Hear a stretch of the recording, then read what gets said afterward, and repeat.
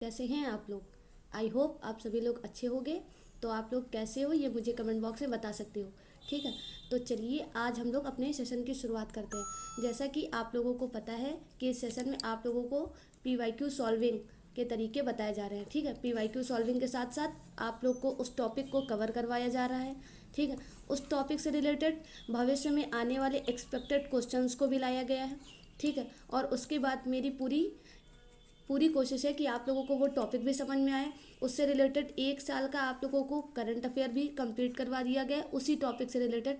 ठीक है, और मतलब मैंने शुरू तो किया है कि चैप्टर वाइज, ठीक है, चैप्टर वाइज या फिर टॉपिक वाइज, ठीक है, कुछ भी ऐसे समझ लो, टॉपिक वाइज। ठीक है, मैं क्या कर रही हूँ, आप लोगों को पीवाईक्यू सॉल्व करा रही हूँ। ठीक है, और ये पीवाईक्यू जिस दिन मतलब अभी मैं आप लोगों को मान लो कि 2 या 4 पीवाईक्यू सॉल्व करने में जिस तरह मैं सॉल्व कराती हूँ और जिस तरह आप लोगों को मैं सॉल्व कराने के तरीके बताती हूँ, आप लोग समझ लो कि 2 घंटे टाइम लग जाता है उसमें। ठीक है, तो ये समझ लीजिए कि जिस दिन आप लोगों को मैं 5 सेट पूरे कंप्लीट करवा चुकी इसी तरह पढ़ा के, उस दिन उस पाँचों 5 सेट की एक मैराथन आएगी आप लोगों के सामने। ठीक है, तब तक आप लोगों को क्या करना है, उन पीवाईक्यूज़ को अच्छे से पढ़ के, ठीक है, और उसके उसी तरह से जितने भी आप लोग कर सकते हो, ठीक है, मैक्सिमम करना। ठीक, मैक्सिमम करने की कोशिश करना क्योंकि अब कितने 36 डेज ही बचे हैं। ठीक है, तो मैक्सिमम करने की कोशिश करना। जिस तरह मान लो कि आज आप लोगों ने सीखा कि एक पीवाईक्यू किस तरह सॉल्व करते हैं। ठीक है, तो आप क्या करोगे, 1 का 10 करोगे, मतलब 10 पीवाईक्यू उसी तरह सॉल्व करोगे, भले टाइम चाहे जितना लगे। ठीक है, और उसके बाद 2, तो 2 का 20। ठीक है, इसी तरह आप लोग कोशिश करना, मतलब जितना भी आज कर रहे हो उसका आउटपुट दुगना करना कल। ठीक है, तो ये होगी आप लोगों की प्रोग्रेस का तरीका और ये होगी असली मेहनत। ठीक है, तो फिर अब हम लोग चलिए शुरू करते हैं और उसके बाद फिर आगे बातें करेंगे एंड में। तो देखो, कल मैंने आप लोगों को ये वाला क्वेश्चन करवा दिया था। ठीक, ये वाला पीवाईक्यू आप लोगों को पूरा सॉल्व करवाया था। ठीक है, उससे रिलेटेड एक्सपेक्टेड क्वेश्चन भी आप लोगों को दिखाए थे। ठीक है, और आप लोगों को आंसर देने को बताया था। आई होप आप लोगों ने सॉल्व भी किया होगा और आप लोगों को आंसर पता भी चला होगा। ठीक है, और ये था उसकी एनालिसिस, ये थे उसके इम्पॉर्टेंट उससे रिलेटेड नोट्स। ठीक है, अब आज का दूसरा क्वेश्चन क्या है। ठीक है, ये भी एनवायरनमेंट से रिलेटेड है। ठीक है, और इन्वायरमेंट से आप लोगों को पता है कि लगभग 18 से 20 क्वेश्चन आते हैं। ठीक है, तो इसको हल्के में मत लेना। ठीक है, अगर आप लोगों की कोर सब्जेक्ट ही इम्पॉर्टेंट और मजबूत हैं, ठीक है, तो करंट अफेयर पे इतना भटकने की जरूरत नहीं पड़ेगी। ठीक है, तो फिर अब चलिए देखो, निम्नलिखित में विचार कीजिए, निम्नलिखित पर विचार कीजिए। और एनवायरनमेंट को तो करंट अफेयर से हमेशा जोड़ना ही पड़ता है। ठीक, तो एनवायरनमेंट का सेक्शन इसीलिए मैंने आप लोगों को उठाया है कि जल्दी जल्दी आप लोगों का उसी हिसाब से माइंड डेवलप करके आप लोग 3-4 बार उसी तरह के प्रैक्टिस क्वेश्चन करके रिवीजन कर पाओ, इस वजह से मैं ये कर रही हूँ।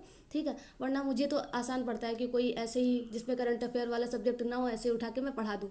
ठीक है, पर मुझे मेहनत करना पसंद है और आप लोगों से भी मेहनत करवाना पसंद है।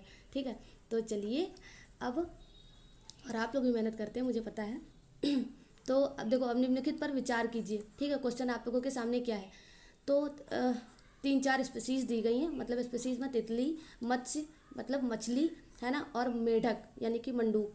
ठीक है, तो अब उपर्युक्त में से कितने विषाक्त जातियां हैं। ठीक, अब ये पूछा गया है कि इन तीनों स्पीसीज में से कितनी जहरीली जातियां हैं, जहरीली प्रजातियां हैं। ठीक है, तो आंसर तो आप सभी लोगों को दिख ही रहा होगा कि ये तीनों।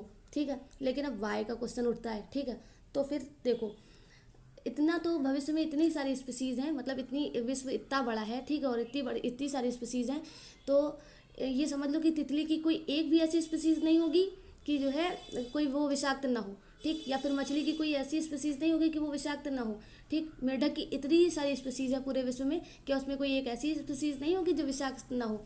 तो ऐसा बिल्कुल भी नहीं है। ठीक है, तो स्टेटमेंट में फंसाने के तरीके होते हैं, यूपीएससी का ये ट्रैप भी होता है।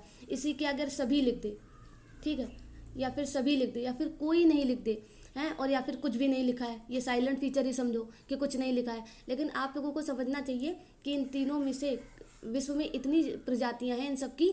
ठीक है, कोई ना कोई एक तो होगी। तो इसमें रिस्क वाला ये क्वेश्चन था, अगर जिसको वहाँ पे एग्जाम हॉल में नहीं आ रहा होता है, ठीक है, तो वो जितना सही सही आता है उतना करने के बाद इन सब पे रिस्क लेता है। ठीक, तो इन सब पे रिस्क लेना कहीं ना कहीं फ़ायदेमंद हो जाता है। ठीक है, तो देखो, तितली जो है, तितली की एक स्पीसीज़ है मोनार्क तितली। ठीक है, ये विषाक्त होती है। इसी तरह मछली की कुछ स्पीसीज़ हैं जैसे कि पफर फिश। ठीक, लॉयन फिश, स्टोन फिश, ठीक है। तो ये तीनों भी विषाक्त मछलियाँ होती हैं। Stone fish, in fact stone fish जो है वो दुनिया की सबसे ज़्यादा जहरीली मछली है, ठीक है। तो इसके बारे में ये इसकी स्पेशलिटीज़ है। उसके बाद अगर मेढक की हम लोग बात करें तो poison drag for poison dart frog, ठीक है। तो ये एक मेढक की स्पीसीज़ है। ये भी क्या है, ये भी विषाक्त प्रजातियां हैं, ठीक है। तो विश्व में इतनी सारी इन एनिमल्स की स्पीसीज़ पड़ी हैं कि कुछ ना कुछ तो हर एक किसी में कुछ ना कुछ होता ही होता है, ठीक है। तो ये तो था एक कॉमन सेंस के हिसाब से क्वेश्चन को सॉल्व करने का तरीका, ठीक है। और उसके बाद जिसको आता होगा वो तो बहुत अच्छे तरीके से सॉल्व करेगा, ठीक। तो ये था एक यूपीएससी का ट्रेंड क्वेश्चन पूछने का, क्योंकि ये 2025 का ही क्वेश्चन है, ठीक है। तो अब आप लोगों को ट्रेंड पता चल गया कि स्पीसीज पूछता है और उसके बारे में पूछता है, ठीक। तो अब हम लोग थोड़ा फ्यूचर के हिसाब से भी ट्रेंड मैं लिख के लाई हूँ आप लोगों को कुछ समझाने के लिए। देखो, अब अगर आप लोग एनिमल्स या स्पीसीज के बारे में करंट अफेयर से पढ़ोगे, एनवायरनमेंट के नोट्स रिवीजन करने ही करने हैं, ठीक है। तो उसमें एक स्पीसीज का सेगमेंट आप लोगों ने चैप्टर बना के लिखा होगा इंपॉर्टेंट स्पीसीज का, या फिर कोई बुक फॉलो कर रहे होगे तो उसमें भी बुक का होगा, ठीक। तो उसमें आप लोगों ने कुछ कुछ इंपॉर्टेंट जो होंगी, जो न्यूज़ में रही होंगी, उनको रिलेट करके स्टार मार्क किया ही होगा। नहीं भी किया है तो मैं जितनी बता रही हूँ, ठीक है, उनके बारे में आप लोगों को पढ़ना ही पढ़ना है, ठीक। और उसके बारे में पढ़ना क्या है ये मैं आप लोगों को ट्रेंड के हिसाब से बताऊंगी। तो ट्रेंड क्या बोलता है कि अब यूपीएससी स्पीसीज का क्या पूछता है, उसका अनैच्छिक गमन पढ़ना, ठीक। अगर पढ़ना तो उसका माइग्रेशन पढ़ना और नेविगेशन पढ़ना। समुद्री जीवों में अब मतलब एक स्थान से दूसरे स्थान पे जाके प्रवास करने और उसके बाद फिर से वहीं पर आ जाने या जाने, ऋतु मौसम अनुसार बदलने को नेविगेशन बोलते हैं। उसी तरह स्थलीय पे उसी को माइग्रेशन बोलते हैं, ठीक है। तो आप लोगों को उन स्पीसीज का माइग्रेशन या नेविगेशन पढ़ना है, ठीक है। उसके बाद अगर हम लोग बात करें तो औजारों का उपयोग, ठीक है, कोई कोई जानवर है तो वो औजारों का उपयोग करते हैं। लाइक कौन कौन सा, जैसे चिंपांजी, ठीक है। तो चिंपांजी क्या, उसको डंडा होगा तो वो डंडा फेंक के मारता है। इस तरह मतलब वो अपने आसपास के औजारों, आसपास की वस्तुओं का यूज़ करते हैं, ठीक है। तो ये भी एक सेगमेंट है, ये भी एक पॉइंट वाइज है कि आप लोग इसके बारे में पढ़ सकते हो, ठीक है। उसके बाद थर्ड पॉइंट फ्यूचर का ट्रेंड हिसाब से क्या बन सकता है कि एक ऑक्टोपस होता है, ऑक्टोपस की जो आंखें होती हैं वो कैमरे की तरह काम करती हैं। बात सिर्फ इतनी नहीं है कि ये चीज़ें पढ़नी, यही चीज़ें पढ़नी, बात ये है कि इसी तरह के फीचर्स पढ़ने हैं, ठीक है, जो उन सब में स्पेशल है। जैसे कि 2023 में एक क्वेश्चन बना था, ठीक है, नॉक्टर्नल को लेकर, ठीक है। मतलब तो 2 या 4 स्पीसीज दी गई थी और उसमें बोला गया था इनमें से कितनी रात्रिचर हैं, ठीक। इसी तरह अब डायरोनल को लेकर क्वेश्चन पूछा जा सकता है, मतलब इन सब में कितने दिनचर हैं, ठीक है। दिनचर और रात्रिचर का ये बात होती है कि कौन दिन में ज़्यादा एक्टिव रहता है या कौन रात में एक्टिव रहता है, ठीक है। इसी तरह उनकी फैमिलीज को लेकर क्वेश्चन बन जाते हैं। जैसे कि एक साल का हमको पीवाईक्यू याद है कि हाथी के बारे में पूछा गया था और उनके आपस के बिहेवियर के बारे में पूछा गया था कि मादा हाथी जो उसमें होती है वो ग्रुप को लीड करती है। इस तरह करके स्टेटमेंट बने थे, ना यकीन होगा तो आप लोग इन्हीं 2020 से लेकर 2025 के पीवाईक्यूज की मैं बात कर रही हूँ इसी तरह के, ठीक है। आप लोग खुद देखना, और मैं सॉल्व करा ही रही हूँ, आज नहीं कल तो वो आ ही जाएगा आप लोगों की आंखों के सामने, ठीक है। मुझे तो ऐसे मुँह जवानी सब याद है, तो मैं आप लोगों को सिर्फ समझाने के तरीके से बता रही हूँ कि अगर आप लोगों को इसी तरह के ट्रेंड से पढ़ना होगा तो कौन कौन से टॉपिक को पुटअप करके आप लोगों को पढ़ना होगा, ठीक है। तो ये थे ट्रेंड। अब जो है वो प्रीलिम्स के लिए बात करते हैं। तो आप लोगों को कुछ और भी फीचर्स हैं तो उनको ही पढ़ना है। जैसे कि मिमिक्री का फीचर, कुछ जानवर हैं वो एक दूसरे की आवाज़ निकाल लेते हैं या फिर उन दोनों एक दूसरे की नकल कर लेते हैं, तो ये भी एक स्पेशल फीचर है। ये भी आप लोग गौर कर सकते हो उन जानवरों को पढ़ते के टाइम। उसके बाद दूसरा फीचर क्या है, जैव दीप्ति, है ना। तो इसको इंग्लिश में बोलते हैं बायोल्यूमिनेशंस, ठीक। बायोल्यूमिनेशंस के बारे में आप लोगों को पढ़ना है, ठीक है। मतलब ये कैसे होते हैं, ये रात को जैसे जुगनू नहीं देखा है कि अंधेरे में चमकते रहते हैं, तो ऐसे भी जानवर होते हैं। ये भी एक स्पेशल क्वालिटीज़ है जुगनू की, ठीक है। तो ऐसे जानवर के बारे में आप लोगों को पढ़ना है, क्योंकि ये 1 साल के करंट अफेयर में इस तरह के फीचर्स वाले एनिमल्स रहे हैं, ठीक है। मैं आप लोगों के लिए MCQ भी लेके आई हूँ और आप लोगों को अभी दिखाऊंगी, ठीक है। उसके बाद इको लोकेशन, ठीक है। तो इको लोकेशन की अगर हम लोग बात करें तो चमगादड़ और डॉल्फिन ये क्या करते हैं, ये शिकार को खोजने की तकनीक होती है। अपने इको लोकेशन को यूज़ करके उनके पास इको लोकेशन का सेंसर होता है, उसको यूज़ करके अपने शिकार को खोज निकालते हैं, ठीक है।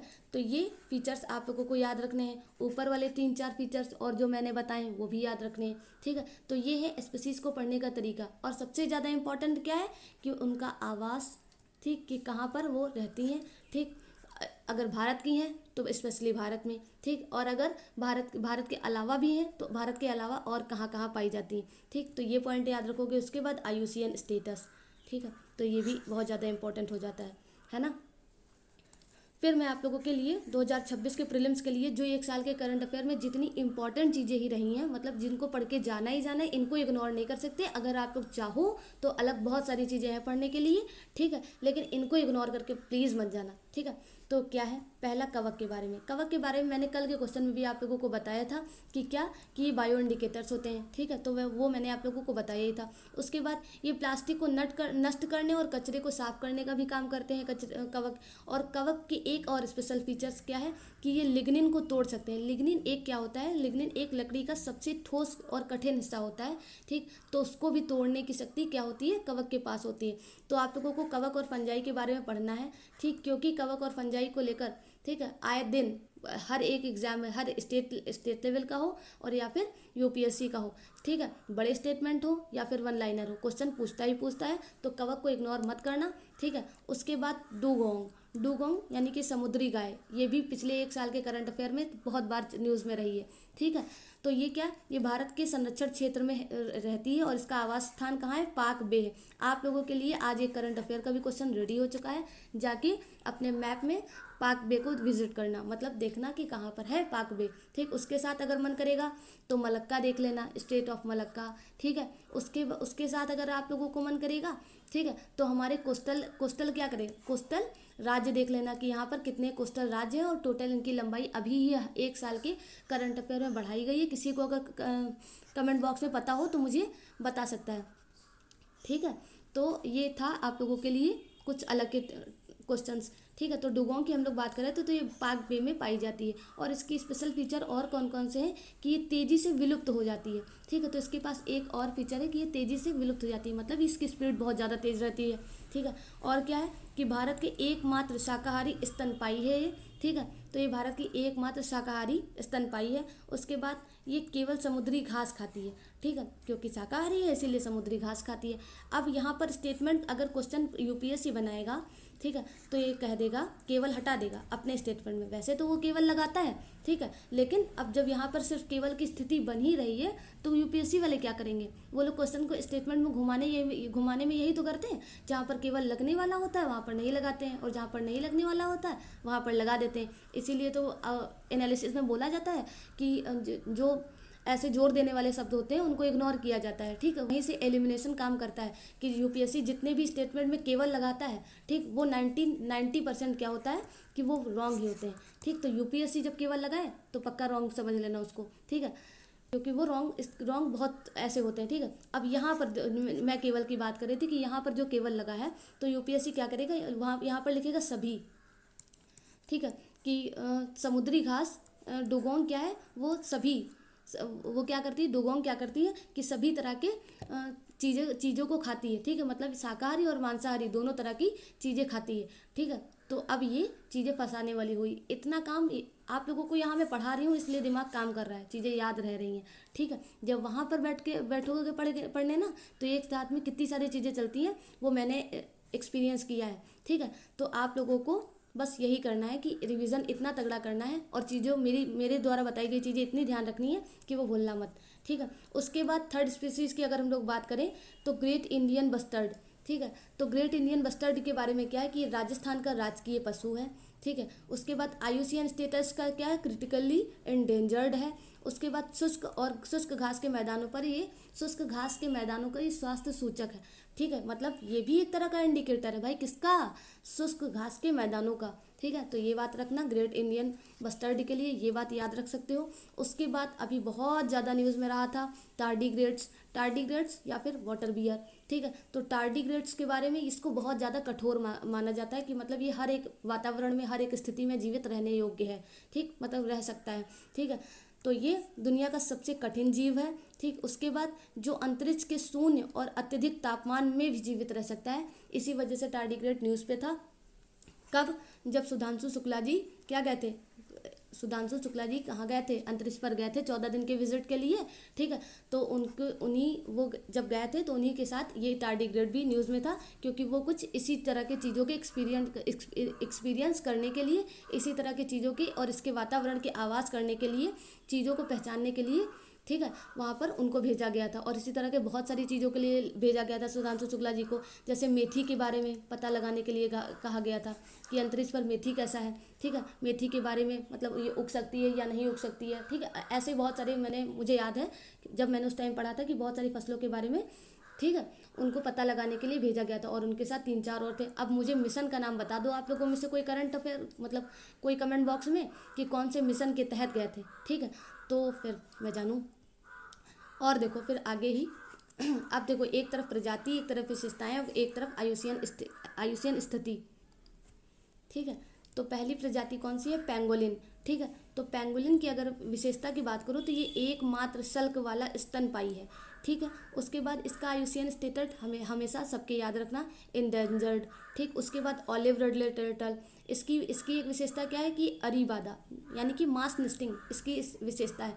यानी कि ऑलिव रिडले टर्टल जो है, ठीक है, उनके लिए भारत में सबसे ज़्यादा इम्पॉर्टेंट, ठीक है, सबसे ज़्यादा महत्वपूर्ण और सबसे ज़्यादा वहाँ पर पाए जाने वाले एक स्थान है। अगर किसी को कमेंट बॉक्स में पता हो तो मुझे बताइए। वैसे तो मैं बता रही हूँ कि उड़ीसा का भितरकनिका नेशनल पार्क आप लोगों ने सुना होगा, ऑलिव रिडले टर्टल के लिए सबसे फेमस है और वहीं पर सबसे ज़्यादा होते हैं। और वहीं पर ये लोग अरीबादा किसको बोलते हैं, इनकी मास नेस्टिंग को बोलते हैं। मतलब ये एक साथ बहुत ज़्यादा लाखों करोड़ों सैकड़ों में अंडे देते हैं, ठीक है। उसी प्रोसेस को अरीबादा बोला जाता है, ठीक है। और इनका आयुष्यन स्टेटस क्या है, वल्नरेबल है।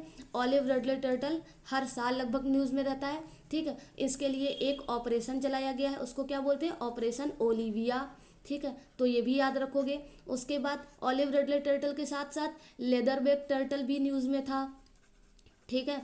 उसके बाद लॉदरबैक टर्टल भी न्यूज़ में था। तो इन तीनों टर्टल के प्लीज़ जाने से पहले आयुष्यन स्टेटस याद करके जाना, ठीक। कोई भी ट्रिक बना लो पर याद करके जाना, मत भूलना, ठीक है। उसके बाद हुलॉक गिबन भारत का एकमात्र एप है, एप की स्पीसीज़ है, ठीक। इसको कपी भी बोलते हैं, हिंदी में कपी बोलते हैं, ठीक है। और इसका आयुष्यन स्टेटस क्या है, एंडेंजर्ड है। उसके बाद लॉयन टेल्ड मकाओ, ठीक है, 2025 के नवंबर में न्यूज़ में है, ठीक है। पश्चिमी घाट का ये स्थानिक मतलब एंडेमिक है, मतलब ये भारत में पश्चिमी घाट को छोड़कर और कहीं पर भी नहीं पाया जाता है, ठीक है। और इसका आयुष्यन स्टेटस क्या है, एंडेंजर्ड है, ठीक है। तो इतना आप लोगों ने इस क्वेश्चन से रिलेटेड पढ़ा, ठीक है। जितना भी इस क्वेश्चन से चीज़ें बन सकती थी मैंने आप लोगों को पढ़ाया। अब एक बार फिर से देखो क्वेश्चन की डिमांड क्या थी। क्वेश्चन की डिमांड इन तीनों स्पीसीज के बारे में, ठीक है, पता लगाना था। अब इन तीनों स्पीसीज से रिलेटेड मैंने आप लोगों को क्या करवाया कि एक साल के करंट अफेयर में जितनी भी इंपॉर्टेंट स्पीसीज थी, ठीक है, उनके बारे में आप लोगों को बताया, ठीक है, और एक्सपेक्टेड स्पीसीज के बारे में बता दिया, ठीक। तो क्वेश्चन की डिमांड तो फुलफिल हो चुकी है, ठीक है।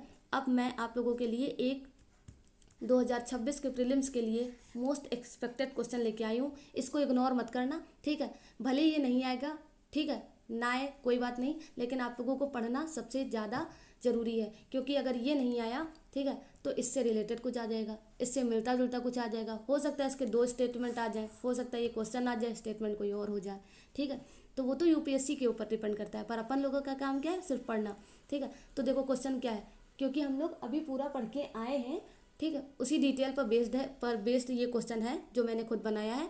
आप लोग इसको सॉल्व करने की क्षमता में हो ऑलरेडी, ठीक। क्योंकि आप लोगों को ही पता है निम्न में से कौन से जीव जैव दीप्ति, ठीक है, जैव दीप्ति यानी कि बायोलुमिनेशंस, जो मैंने आप लोगों को अभी पढ़ाया, प्रदर्शित करते हैं, यानी अंधेरे में प्रकाश उत्पन्न करते हैं, ठीक। तो जुगनू तो सबको पता है, ठीक है। तो पहला ऑप्शन है जुगनू, दूसरा कुछ प्रकार के मशरूम, ठीक, तीसरा कुछ प्रजाति की जेलीफिश, ठीक। उपरोक्त में से कितने सही ऑप्शंस हैं, ठीक है। तो आंसर में केवल एक, केवल दो, सभी तीन या कोई भी नहीं। कमेंट बॉक्स में आंसर मुझे लिख के बता दो, ठीक है, बता देना। तो ये रहा आप लोगों का मोस्ट एक्सपेक्टेड क्वेश्चन, जो इस पीवाईक्यू को पढ़ने के बाद, उसका कंटेंट इकट्ठा करने के बाद मैंने आप लोगों के लिए तैयार किया है, ठीक है। अब हम लोग नेक्स्ट क्वेश्चन पर मूव करते हैं और देखते हैं वो क्या बोल रहा है, ठीक है। तो अब ये रहा नेक्स्ट क्वेश्चन, ठीक है। उसी पेपर के जस्ट नीचे ये भी क्वेश्चन है, ठीक है। तो क्वेश्चन क्या बोल रहा है कि काजू, पपीता और रक्तचंदन, ठीक है। रक्तचंदन मतलब रेड रेड सैंडर्स, ठीक, मतलब लाल चंदन, ठीक है। तो लाल चंदन की लकड़ी को लेकर मूवी बनी है ना, क्या कौन सी बोलते हैं, पुष्पा, है ना। तो देखो, उपर्युक्त में से कितने वृक्ष वास्तव में भारत के देशीय वृक्ष हैं, मतलब भारत के खुद के वृक्ष हैं, ठीक है। उनका अस्तित्व जो है वो कहीं विदेश से नहीं जुड़ा है, ठीक। क्वेश्चन की डिमांड एग्जैक्ट ये है, ठीक है। तो अब हम लोग ऑप्शन की थोड़ा क्या बोलते हैं, ऑप्शन को थोड़ा तोड़ फोड़ करते हैं उसकी, ठीक है। तो काजू, तो काजू के बारे में क्या है कि काजू सभी को पता होगा, मॉडर्न हिस्ट्री में जब आप लोग यूरोपीय शक्तियों का आगमन पढ़ते हो तो उसमें पुर्तगाली, डच, फ्रांस, ये सब पढ़ते हो, ठीक है। तो पुर्तगालियाँ क्या क्या लेके आते हैं, पुर्तगालियों का भारत में क्या क्या योगदान था, उसमें जब पढ़ाया जाता है तो उसके उनके द्वारा बहुत सारी लाई गई चीज़ें भी पढ़ाई जाती हैं, ठीक है। तो वो पुर्तगाली जो है वो बहुत सारी चीज़ें लेके आए थे, पपीता, अमरूद, ठीक है, तम्बाकू, ठीक है। तो वो उसमें क्या था, एक काजू भी था। तो काजू जो है पुर्तगाली द्वारा, मैं जूम कर दूँ इसको, पुर्तगाली द्वारा 16वीं शताब्दी में लाया गया था, और ये ब्राज़ील का नेटिव है, ठीक। ब्राज़ील से भारत में लाया गया था, मतलब ये क्या हुआ, काजू विदेशी हो गया। अब पपीता की बात करें तो पपीता भी मूल रूप से मध्य अमेरिका की एक फसल है, ठीक है, और ये पुर्तगाली द्वारा ये भी भारत में लाया गया था, ठीक है। उसके बाद अब हम लोग लाल चंदन की अगर हम लोग बात करें तो ये पूर्ण रूप से स्थानिक है, मतलब भारत की खुद की है, और ये कहाँ पर सबसे ज़्यादा पाई जाती है, पूर्वी घाट और आंध्र प्रदेश में, पूर्वी घाट में, वो भी कहाँ पर, आंध्र प्रदेश में, ठीक है। अब हम लोग थोड़ा लाल चंदन पर आ गए हैं, तो लाल चंदन न्यूज़ में रहा भी था पिछले साल, ठीक है। तो लाल चंदन के बारे में थोड़ा पढ़ लेते हैं, ठीक। तो लाल चंदन का सबसे इंपॉर्टेंट पॉइंट क्या है, IUCN स्टेटस, तो ये याद रखोगे, इंडेंजर्ड साइट्स में इसको कहाँ कवर किया गया है, अपेंडिक्स 2 में, ठीक है, मतलब इसका व्यापार करना अवैध है, ठीक है। उसके बाद थर्ड पॉइंट क्या है, ये केवल आंध्र प्रदेश के पलकोंडा और शेषाचलम पर्वतमाला पर ही पाए जाते हैं, ठीक है।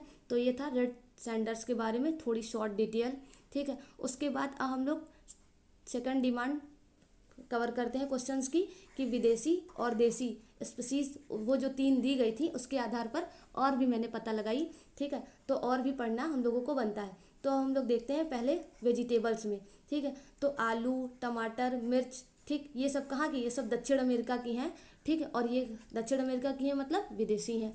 उसके बाद हम लोग क्या पढ़ेंगे कि मक्का, मूंगफली, तंबाकू, ठीक, ये भी विदेशी हैं। उसके बाद काजू, पपीता, अमरूद, ये भी विदेशी हैं, ठीक। फिर लैंटाना और यूकेलिप्टस का पेड़, ये भी विदेशी ही है, ठीक। फिर अगर हम लोग देसी की बात करें तो बरगद का पेड़ अपना लोगों का देसी है, फिर पीपल और नीम इसी तरह, ठीक। उसके बाद चंदन के साथ साथ लाल चंदन, ठीक। फिर महुआ, साल और सागौन, ये भी पेड़ क्या है, देसी हैं, ठीक है। अब आप लोग सोच रहे होंगे कि सिर्फ इतनी ही चीज़ें देसी और विदेशी हैं क्या, और इतनी सारी चीज़ें हैं, वो अपने वो हम लोगों को कैसा पता चलेगा कि वो देसी हैं या विदेशी हैं, ठीक है। तो वो आप लोगों को जितनी न्यूज़ में है सिर्फ इतनी ही पढ़नी ज़रूरी रहती है, और अगर क्वेश्चन पूछा जाता है तो कुछ प्रमुख चीज़ों से ही पूछा जाता है ना, ठीक है। तो इतना आप लोगों को पता करने की ज़रूरत नहीं है, ठीक है, कि वो देसी है या विदेशी है, क्योंकि हम लोगों को पढ़ना है, ज्ञाता नहीं बनना है, ठीक है। तो ज्ञाता बनने की कोई ज़रूरत नहीं है। अगर आप लोगों के नोट्स में आप लोगों ने कुछ और एक्स्ट्रा स्पीसीज इसी तरह ऐड ऑन करके रखा है तो